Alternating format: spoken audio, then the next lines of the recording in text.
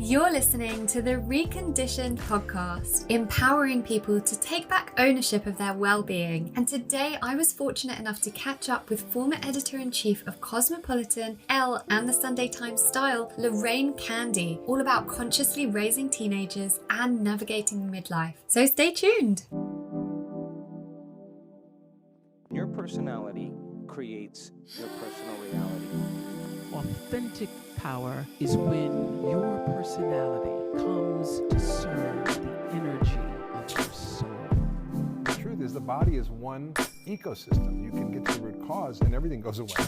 Welcome to the Reconditioned podcast, where I use my knowledge and expertise of over a decade in the wellness and transformation world to take a deep dive into what makes us thrive as humans. I'm Lauren Vaknine, leading wellness and transformation coach, and following my remission from the rheumatoid arthritis I'd had for 27 years that left me wheelchair-bound by the age of 18, I created a unique coaching combination, conflating physical, mental, emotional, and spiritual aspects of self to create true, long-lasting well-being in all senses of the word. This podcast is one of the many free resources I've created to help you achieve the same. Whether you're suffering from chronic illness, raising children in a world of conflicting information, you're an entrepreneur wanting to step into your purpose, or you simply want to feel empowered and motivated to become the best version of yourself, join me along with expert guests as we uncover the most actionable and tangible ways to recondition ourselves back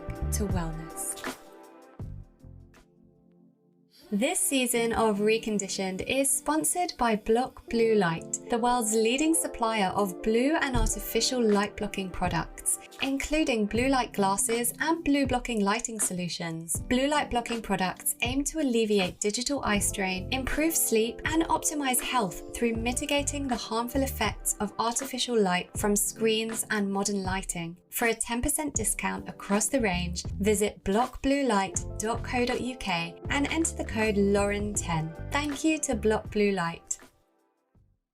Lorraine Candy is a mother of four and an award-winning journalist with over a decade of experience writing about parenting in national newspapers and magazines, including columns with the Sunday Times Magazine and Daily Mail.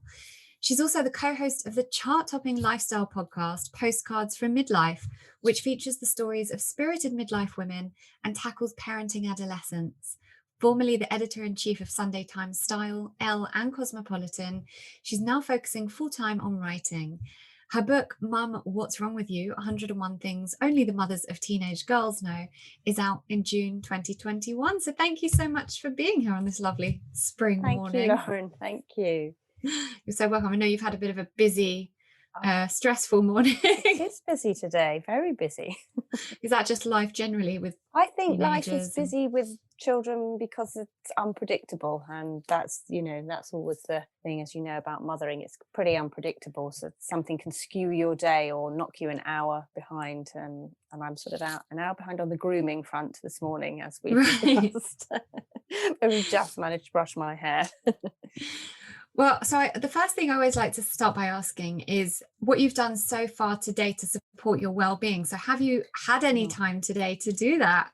No, it's annoying. I'm a real advocate of that, particularly in midlife when you've got kind of older parents, teenagers. I've got a 9-year-old as well, and jobs and everything. That, when you say I can't find time for myself, that's, it's not good when you can't find time for yourself. You should be able to do that. And I haven't really done anything. I tell you what I have done. I've made sure I drink a massive pint of water, which I make sure I do every morning when I get up, so that I'm completely rehydrated. And then I've just started taking turmeric actually, and extra vitamin D, because I know that's very good as you get older as well. So I do the vitamins and the pint of water, and I always feel that sort of helps set me up for the day. But usually I like to have half an hour on my own in the morning before everyone's up to do a little bit of yoga sometimes, or just to sort of sit in the garden with a cup of tea. But I didn't. Oh, lovely. Today. Yeah, and you're a big advocate of open water swimming as well, aren't you? I am, yes. I went yesterday for the first time in 3 months, because obviously I'm in London and we're landlocked, so I can't get to the sea or rivers, but all the Lidos have opened now, so the outdoor Lidos. So I was in there at 7 a.m. So I did do something for myself yesterday morning. Amazing. 10 degrees is very cold.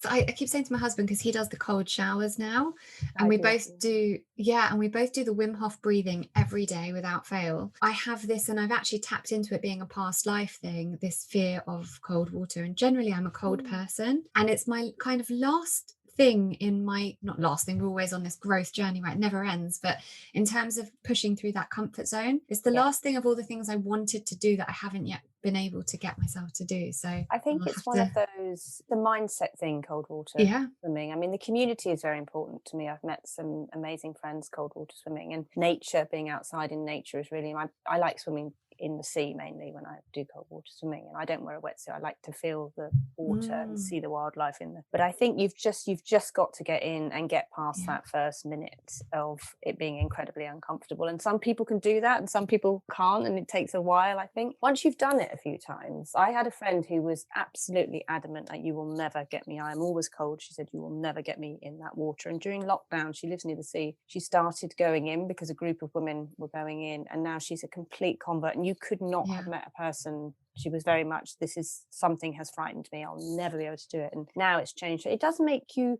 it's made my immune system very strong, I think. I mean, there's a lot of research into it. There's not definitive science around it yet, but it makes you feel amazing for days afterwards. It has a really significant effect, I think, on endorphins. And I just feel great for 2 or 3 days afterwards. It really did change my life. Yeah, I wouldn't ever say you'll never get me doing it. I, you know, as an NLP practitioner as well, I'm really aware of the stories we tell ourselves and how that plays a part in what, you know, the outcome. So I'm never going to tell myself I'll never do it, or you're never going to get me doing it. But I'm yet to do it. But I had, I don't know if you know Tony Riddle, the natural lifestylist. He had him on the podcast, and he's a massive fan of ice baths, and you know. He lives in Hampstead, so he goes to Hampstead Ponds pretty much every day. And yeah, it's amazing. I like to start to give context to what you do by asking about your upbringing and your background and how that impacted what you do today. I don't really know. I had a very normal upbringing in a very small village in Cornwall. I grew up on the edge of Bodmin Moor with my mum and dad. My dad was a policeman, and my sister, younger sister, who's 2 years younger than me. I went to a very big comprehensive, but I left school at 16. I left after my what was then O levels because I wanted to be a journalist, and I wanted to work on the local newspaper. I worked on the Cornish Times as work experience over the summer and during school holidays, and rather rapidly I realised I loved it, and I applied for a training scheme in London and got a place on a scheme in Wimbledon. I wrote hundreds of letters, and then got a scheme on the Wimbledon News, which I started at the same week, I think, as Piers Morgan. We both started together on the Wimbledon paper. Lots of brilliant journalists have gone through the Wimbledon News, actually. And I was just incredibly lucky to have landed on one of the best papers to train on. And then at weekends, I would do work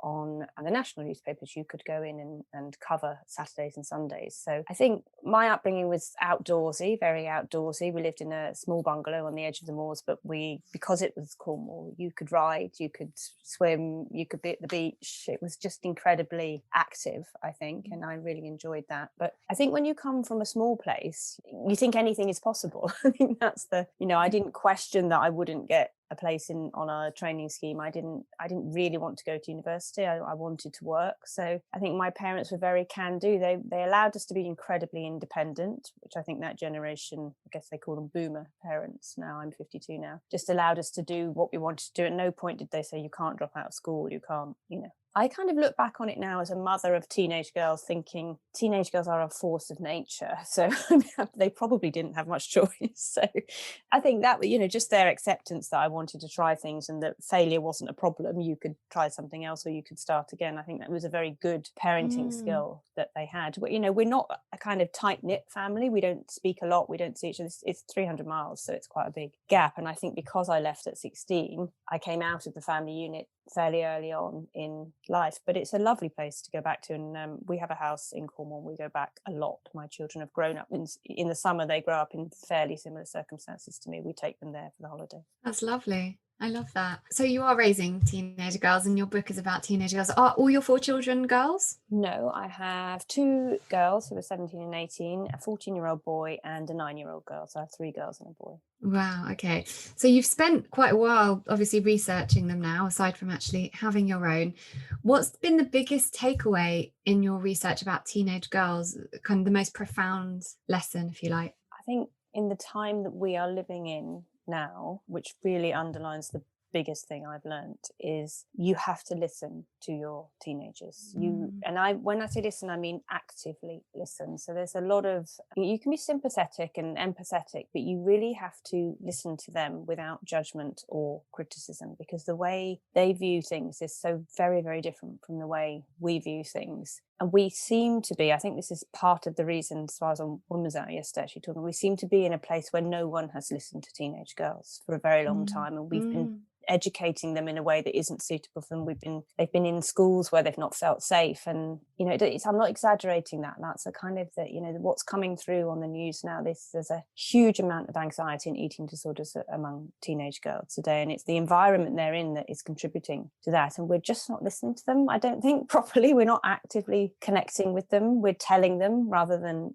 listening. And I think the other thing I learned, which I had no idea, is just this enormous amount of rapid change that the brain goes through between 12 and 19. And it's such a dismantling and rewiring of their neurology. To kind of think that they would in any way behave as an adult would behave is to do them a huge injustice. It's impossible to be how we want them to be, because everything is being rebuilt. And that's fairly new science around the brain, actually, the neurology. And that's all teenagers. That's not just teenage girls. But I think the other thing that I learned, which I think is pertinent to probably what you know a lot about, is that the hormonal effect on them is the cycle of their periods is really, it has a huge effect that we perhaps take for granted or expect them to just deal with. We talked to Maisie Hill actually on Postcards from Midlife about this cycle. If you don't know the cycle, if you're not tracking it and learning from it, it's a bit like going through your day without your watch on and not knowing what the time is. You just don't know what's going on or where you are. And that's something, as a Gen X parent, was a real eye opener for me. It's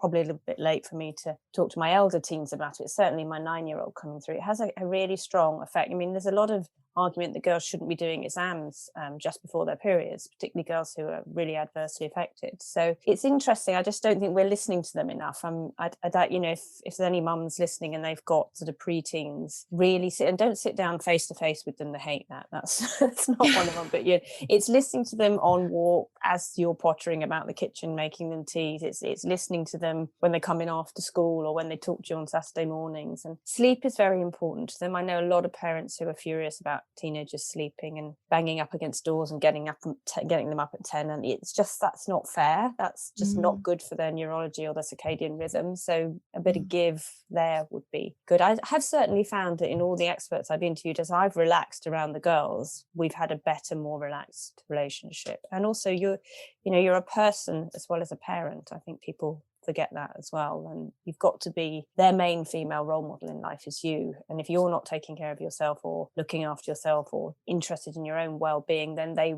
won't learn to do that for themselves. Absolutely. It's kind of that Glennon Doyle whole thing about, you know, what we model to our children. They're not going to listen to what we tell them to do if we're not doing the same. They're going to do what we model for them. And I'm also such a huge advocate for menstrual cycle awareness and charting, and so glad. I mean, my daughter's only 2.5, but so glad that I read books like Wild Power and Red Code and things like that early enough I'm excited about that for her now. Whereas, you know, for me and our generations, it was, and it was always very open in my house. You know, my parents were very open about things like that, but it was open, but without much conversation. So you've got your period, great, here's a box of tampons, good luck.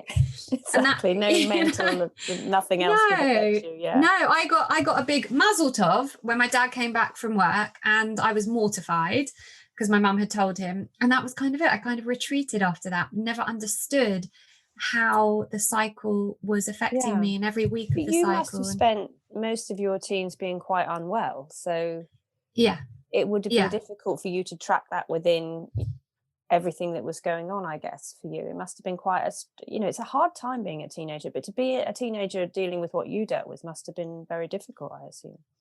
Very. And good point, because it really, especially kind of my high school years were my best years. So my childhood was pretty up and down, and then you kind of 12 to 16 I was okay, like one flare up a year maybe, but 17 was when it really hit, and 18 was when I was in the wheelchair. And yeah, there was no looking at what's my menstrual cycle doing. And I got put on the pill because the arthritis was affecting all sorts of other things. And so I had anemia and, all of that. So yeah, no kind of consciousness around the cycle. And I love that you said that, because I think that's such a huge part of raising girls, massive part of it. So what actually prompted you to write the book? Well, I wrote a fairly light-hearted column in Female in the Daily Mail for a long time, and then I stopped doing that as the children got older, and it was a little bit untenable for them while they were at school. So I also then moved to work for the Sunday Times, and I was writing a more expert-led column, and I was just interviewing so many people and thinking, I didn't know that, I had no idea about that. And then every time I was interacting with other mums, and I was saying, well, that's because of her menstrual cycle, or perhaps that's what you're not understanding is her neurology is slightly different, so you can't possibly expect her to remember where she's put anything, because she just physically can't, because bits of her brain are bit and people were saying, oh, I didn't know that. And I could sense a relaxation around the fear and worry around parenting teenagers. And I just thought, well, if I put it all together and overlay it with some personal experiences, it's not a book for women who are dealing with teenage daughters in extreme situations. So it's not a book that is going to help you if you're really dealing with a severe eating disorder or an anxiety disorder of some sort. It's a gentle, comforting, I hope, book that will help you if you are just wondering what the hell, because girls change so dramatically, and one minute you've got a 12-year-old who you just think this is amazing, we get on so well, and then literally the next day you can wake up and she doesn't even want to be in the same room as you, and that's not her fault or your fault. And also I think I just got a sense that we were lumping everyone together when we say teenagers, and actually there's a really incredible book called The Dandelion and the Orchid by a clinician called Thomas Boyce, and it's very much about different types of children. And some children, it kind of sums it up, because he deals with it. People would come into him and say, I just don't know what to do with this one. I've been parenting in the same way as I'm parenting the other ones. Why is this not working? I don't understand.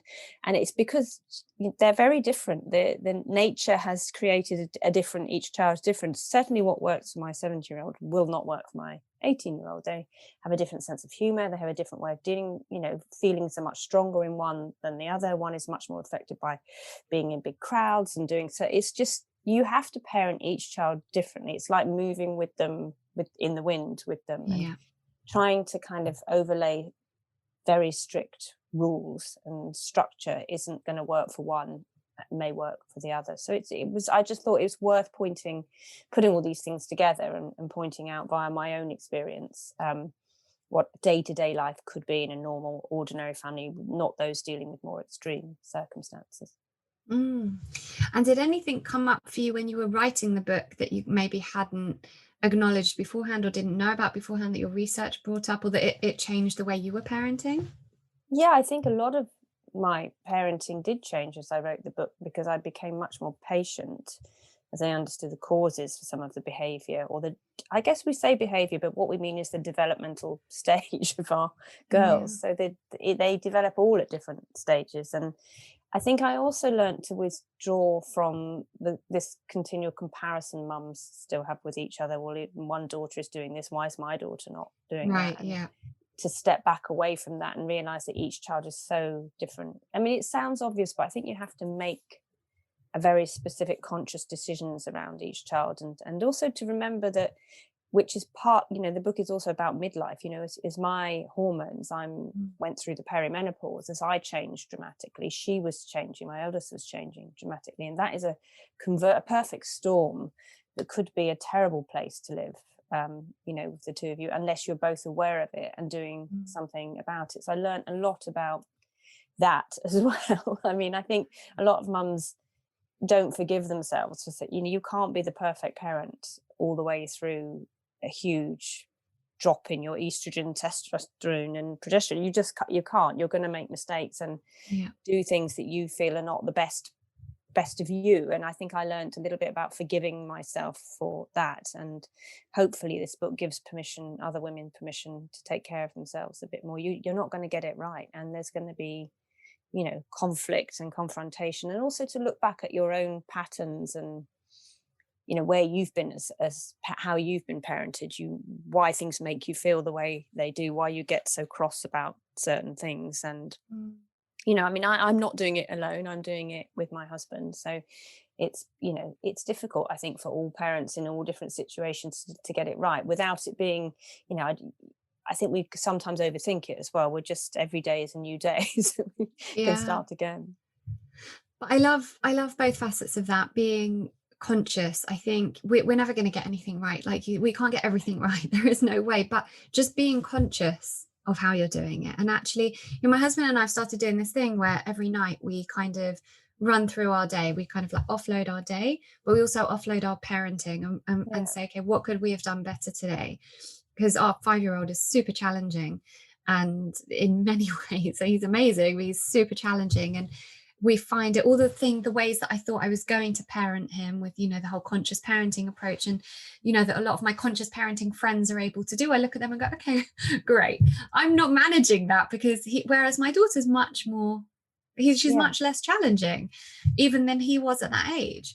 And so I think it's just, like you say, being conscious of what you're doing, just having that and also awareness. and I'm sure you find this, I feel that some parents feel there is a right way to do things, that there just isn't, because your child is such a unique genetic pattern, unlike any other child in the world. So there is no rule book that will fit your child, because someone would have to write that, taking into account how you were parented and how your husband was parented. So you know, how you feel about certain things and your son's behavior may not be how I would feel about his behavior, because I might not be reflecting patterns that you're reflecting. You know, things that might be making you feel like you're struggling, someone else might feel like this is not a struggle at all, because they don't have those trigger points within them. So you can't be doing it wrong, because you're both learning. That's the thing. I think the thing of listening to them, even when they're little. Philippa Perry's book is particularly good. Brilliant, for parents of young children, that kind of feeling with, not dealing with. So not judging yourself about how you're dealing with it as well, because that's very unhelpful and unkind to yourself. And feeling, you're not seeing whether his behavior is right or wrong, or it's just his behavior, you know, that's just the way he is. That's the kind. I also think there's a real reluctance to set boundaries as well, because we've overthought.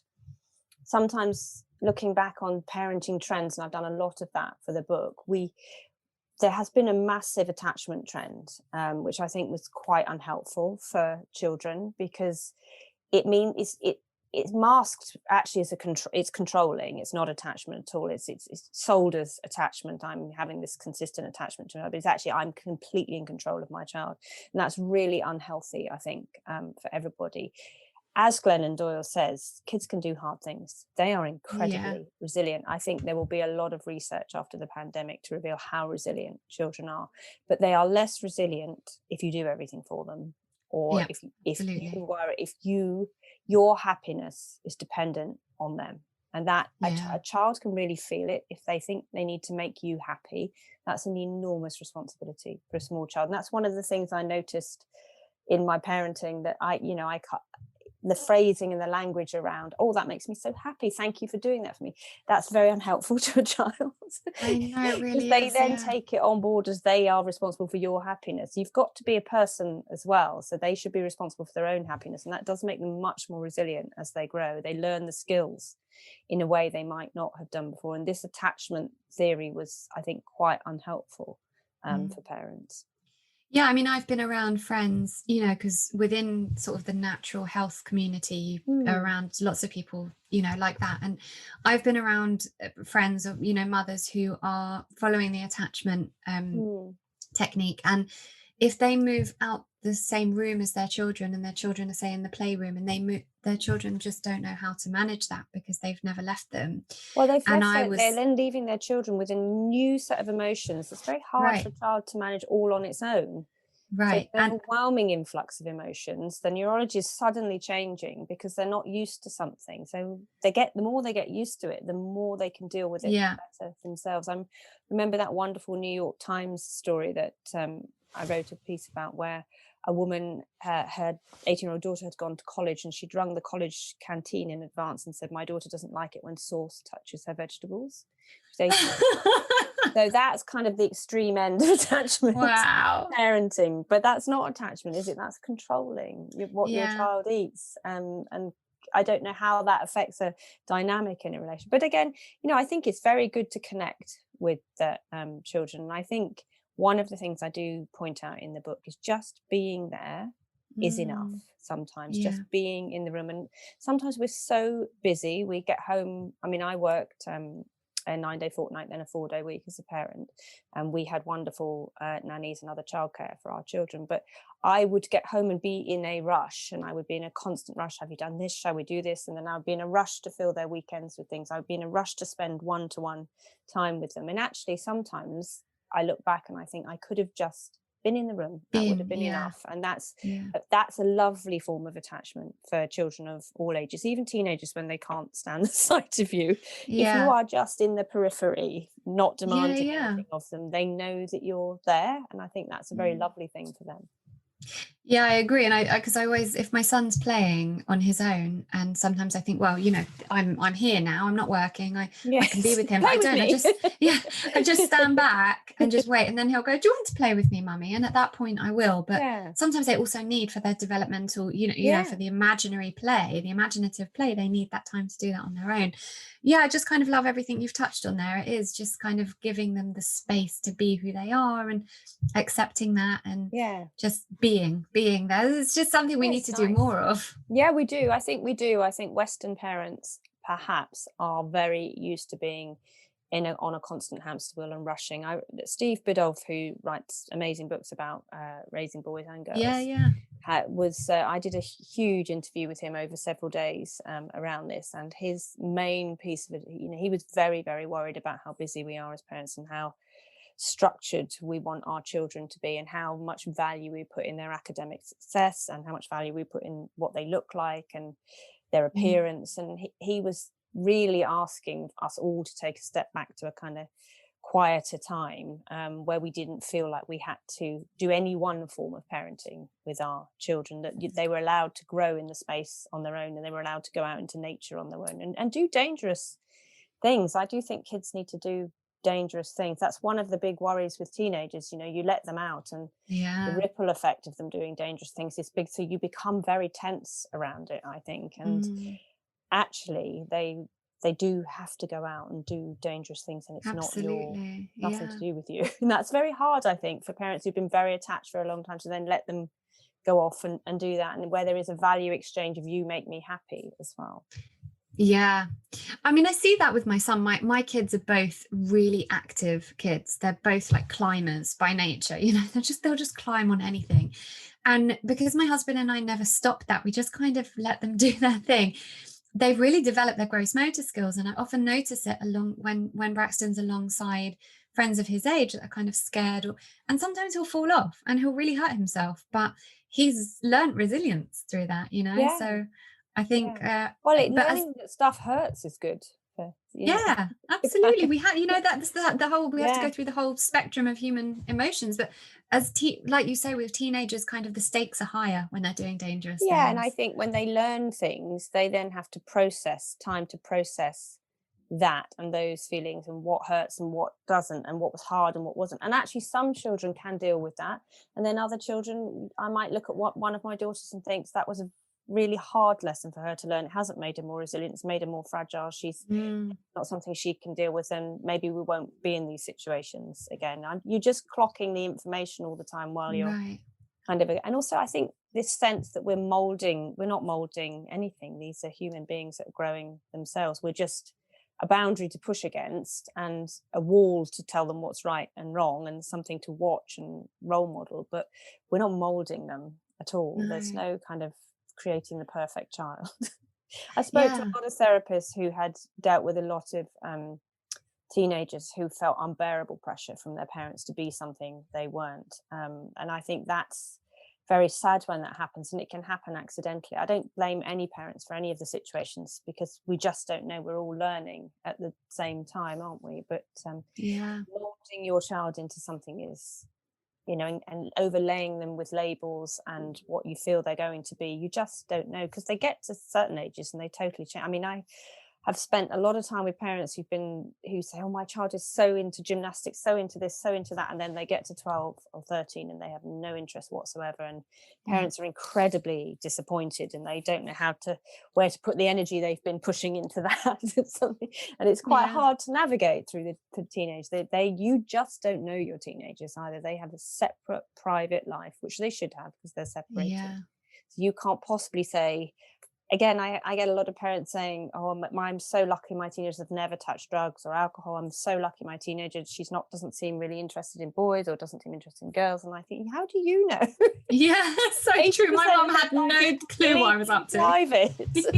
They're not telling you. And anyone who says we're best friends and she tells me anything, that really rings the most huge alarm bells for me, because that's really not normal. Yeah, well, I remember when I wrote my book, I had to sit down with my mum and say, listen, there's some stuff in this book that you don't know that happened. And it was really a serious discussion, because she had to know about all the drugs and all the situations and all the horrible things that happened. And it was a major revelation for her. Also, because she thought, apart from this one stage in my life where she knew I was a bit of a monster, because listen, I was dealing with, going into a raging illness as well. So that was my way of rebelling. And there was no conversation around that. So I didn't know how to manage that. But before that, I was always kind of the model child, the one who behaved, whereas my sister wasn't. And in the end, it was me who was getting up to all the mischief, and my sister really wasn't. You don't know your teenagers. You no, really don't. absolutely. And that's good. It's a good thing. They've got to form their own identity away from their parents. Yeah, I listened to Jessie Burton on Elizabeth Day's podcast, and she was saying that her life was so affected because she was such a good student. When she left school, she literally didn't know how to function, because all the praise she got was based on her scholastic ability. So when she left and there was no school or there was no university, she didn't know where her value was. It's very hard. Exactly. That's Steve Biddulph told me that he just treated a lot of families where, particularly daughters, actually had felt the intense stress of academic achievement. Even if their parents hadn't pushed them, they felt that their sense of love came back in form of academic achievement or winning things generally, or being in that kind of zone. And he said it's really hard for them, because once school ends and academic achievements, or they don't achieve it, they have a value system that sets up for them to be so disappointed in themselves in almost any other area of life. And I'm really hoping actually that the pandemic will have removed this intense exam pressure from parents to their teenage students, because and I hope we reevaluate the whole exam system. I'm personally thinking children go to school far too early in this country as well. Absolutely, we are the only country who send our children to school at 4 years old, and it's quite frankly, it's just and I think there will be a proliferation of more understanding around. I actually think there'll be more understanding around neurodiversity as well, because so many children don't fit into the very specific way we school them. And actually within the workplace, I noticed this. I've worked with lots of people who aren't quite right in how the workplace views them and the way they work, but I've viewed them as kind of mini geniuses actually, and very creative people, but they just don't fit in that 9 to 5 structure. It isn't healthy for them, because they're neurodiverse. They're different people. They don't work in what we would classify as the more traditional, normal way. And I think that I'm hoping there'll be a lot more understanding around that, and that we won't immediately default to kind of diagnoses of anxiety disorders and things like that. We'll be looking at, it's not what's wrong with your child or your teenager, it's what's wrong with the environment we've placed around them. They don't maybe fit into that environment or work well in that environment. And I'm hoping there'll be a much more bigger thought process around people as individuals. I love that. I'm such a huge advocate for that. There's a bit of work being done, I think, in more forward-thinking industries. And certainly the music industry is much more forward-thinking around dealing with more neurodiverse employees. Yeah. And it's so needed, because like you said, I think also now it is becoming a little bit more heard about with things like human design and Myers-Briggs and all that stuff, when you kind of get to know your personality type and you can live out of that authenticity. And this is me, and I'm okay with that, because I know that that's a thing almost, like it's okay to be that.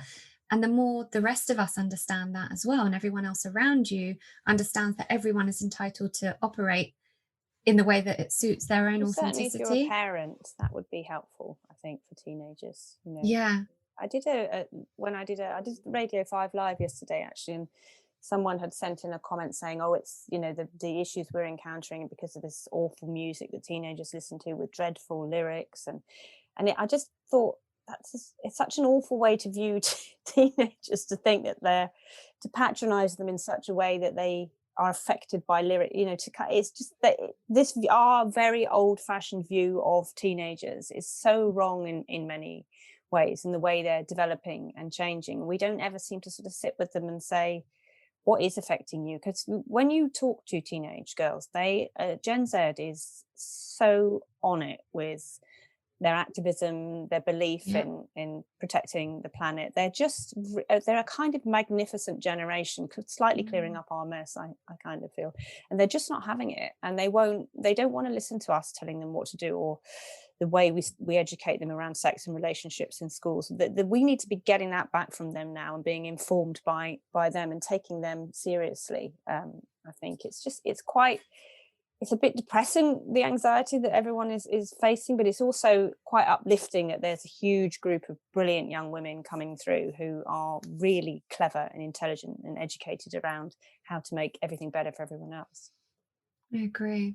I'd love to read that Steve Biddulph interview, because I actually recently finished reading Raising Boys. Oh, it's in the Sunday Times. So I wrote it maybe 3 years ago. He unnerved me. He therapized, I suppose the Americans would say, me, which was brilliant, and changed my thinking around how I bring up my girls. It's a really good, I'll send you the link actually. Yeah, that would be fab. So let's get on to midlife, because I know we don't have that much time. And the podcast, which is such an enjoyable listen and very refreshing as well. What was the objective behind the podcast?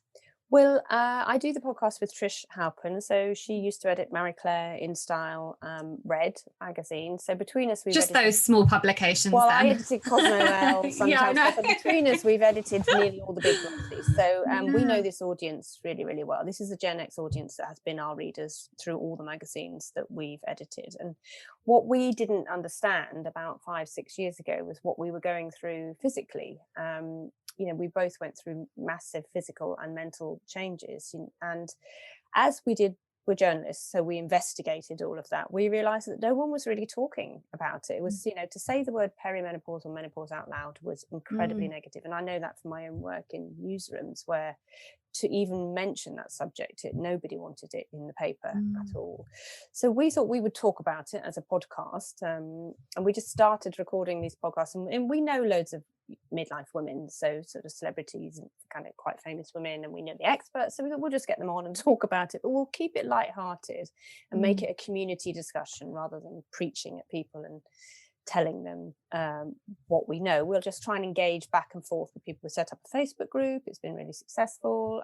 We do Instagram lives, but Postcards from Midlife has, I think in 38 episodes, we'd had 1.something million downloads. So it's really struck a chord, I think. And it was before, there's now about 3 or 4 brilliant midlife podcasts, but we came out first. And I think we struck a chord with a group of women who were navigating an area of life they didn't know about. And, you know, there was any giant misinformation around HRT and this ridiculous binary argument around natural versus HRT. That's, you know, it is, we would normally in olden times have died around the menopause time.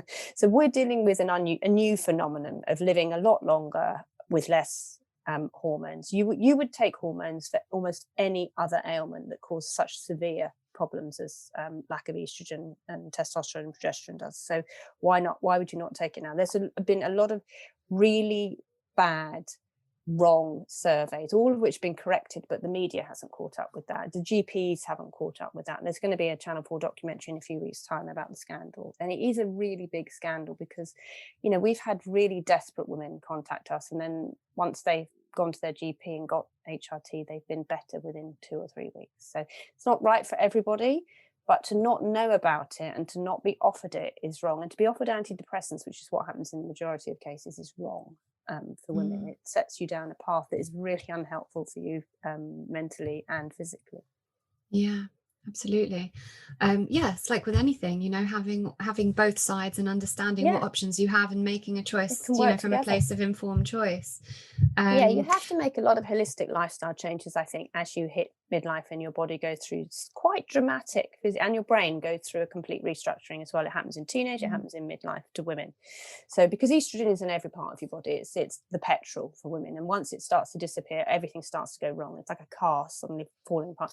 If you replace it or change your lifestyle so that you can work better with the lack of it, then you can feel better. We interviewed Dr. Louise Newson, who's a leading menopause expert, probably the country's leading menopause expert as a GP, frontline GP.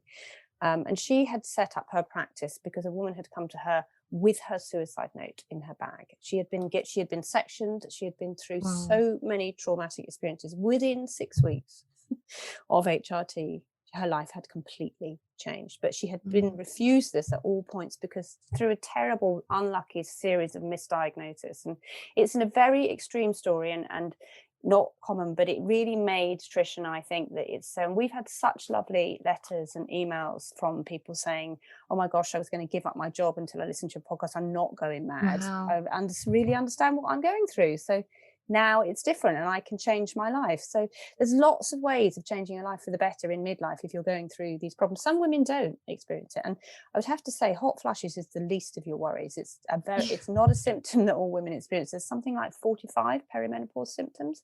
And there's no one test for it. It affects every part of your body. So if we can just swing the dial a little bit and give women the right information, then via a podcast, which is an easy listen, and we try to make it fun, and I'm hoping we're doing something good. Yeah. And so you touched on holistic lifestyle choices. To add to that, what sort of holistic lifestyle choices would you recommend? Well, stress is an enormous effect on women in midlife, but the reduction of alcohol and sugar has made a real difference. The inclusion of you got to look at what your body needs. So the inclusion of supplements like omega-3 fish oils and magnesium, vitamin D. And Liz Earle actually is an incredible source of nutritional information, and Jane Clark, actually, both of whom had Jane on the program. But also I think sleep makes a real difference. Hot flush is something you need treated medically. There's nothing that you can do about that holistically. That's it's a symptom. I think you have to write down your symptoms and track your symptoms and work out what makes a difference. It's a little bit of trial and error, I think. But there are a lot of women don't know their menstrual cycle. A lot of women are suffering from other problems that start as they get older internally. So you've just got to really investigate what's going on. I don't think you can, there's not an instant holistic way of solving all of those problems. You do need medical intervention, in my opinion, and certainly in Trish's opinion and in the opinion of the experts we spoke to. But I think Maisie Hill's book, Perimenopause Power, is really good because it does really talk about the lifestyle changes you can make. Yoga has been phenomenally successful for me, but it's really about breathing. That's been the moment big change for me around breath work, very helpful. Those are some of the changes you can make. So what's considered midlife? What age are we talking? Well, I think we're talking about 40 plus actually. Right. Okay. We have these amazing women who are, in the we had a couple of guests who were early 60s, and that still now feels like midlife to me in a way.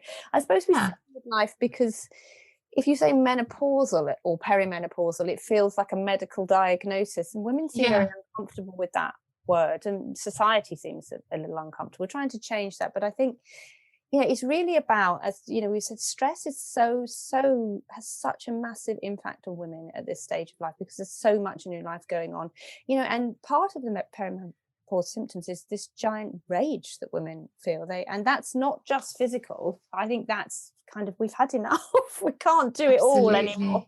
Take some time out for ourselves, and we need to sort of say to our partners, you need to help more, you need to do more, you need to be around more. We need to say to our families, you need to support us more, and our bosses, you need to give us time. We need flexibility around how we feel. And brain fog is an incredibly common symptom. This is a medical symptom because of the way the estrogen disappears from the brain, and that can be resolved, but it's also, you have to change the way you're thinking. You have to slow down, because if you're doing everything at speed, you are going to forget stuff that you wouldn't have forgotten. I used to, between the ages of 30 and 40, be able to keep everything in my head. I knew exactly where every single one of my children was. I knew exactly where we were in the going to press with the magazines, and I was on a weekly.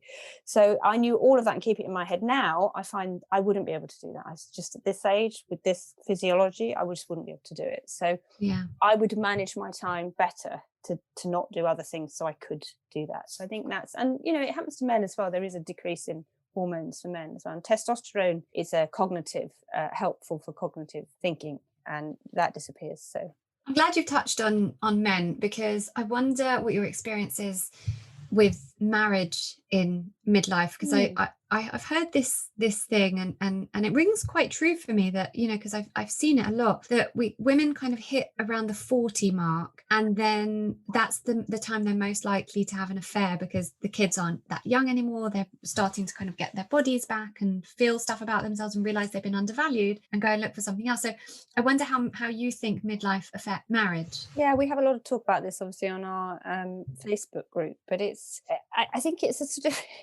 it's an awakening midlife as well. So people take a step forward and look around them and think, is this what I really want? Certainly as you get to 40 and you realize you have got less time left probably than you've had, you think, so now therefore everything is really important. Every decision I make is a long-term decision. I don't think you ever think about what you're going to be at 40 when you're 30. You don't plan that, whereas when you get to 40 you do start planning, what do I want to do when I'm 50?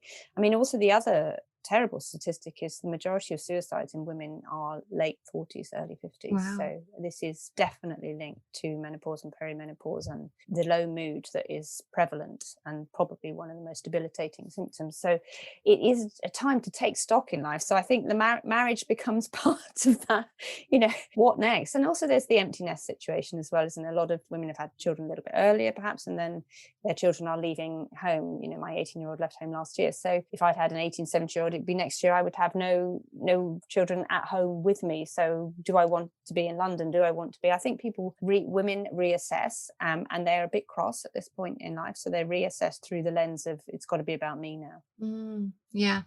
Very interesting. So it's a really interesting time in a woman's life.